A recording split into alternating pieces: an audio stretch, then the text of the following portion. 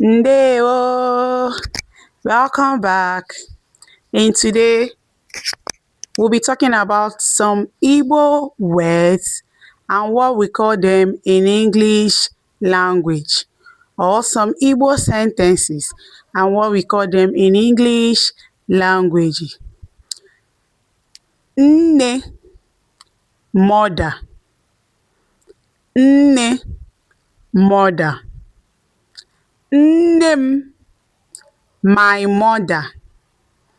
Nne m, my mother. Nna, father. Nna, father. Nna m, my father. Nna m, my father. Nwanne nwanyị. Nwanne nwanyị. Sister. Nwanne nwanyị. Sister. Nwanne m nwanyị. My sister.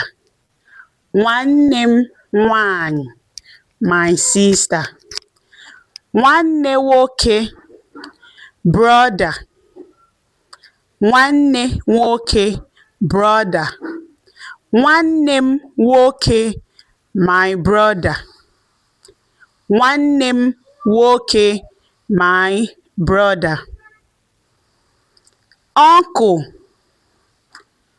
Nwanne nna m nke nwoke, or nwanne nna m nne m nke nwoke. Nwanne nna m nke nwoke, or nwanne nne m. Aunt. Nwanne nne m nke nwanyị, or nwanne nna m nke nwanyị. Nephew.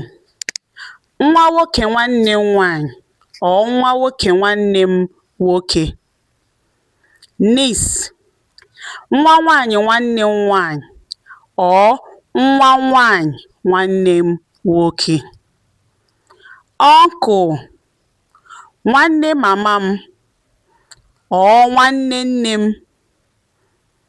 If it's from your father's side, nwanne nna m. Chioma is my cousin. Chioma bụ nwa nwanne nne m.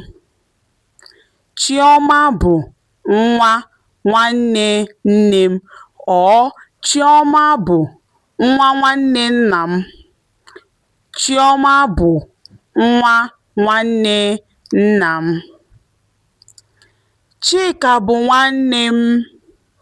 Chika bụ nwanne m. Chika is my sister or brother. If you want to specify it, Chika bụ nwanne m nwanyị. Chika is my sister. Chijioke bụ nwanne m nwoke. Chijioke is my brother.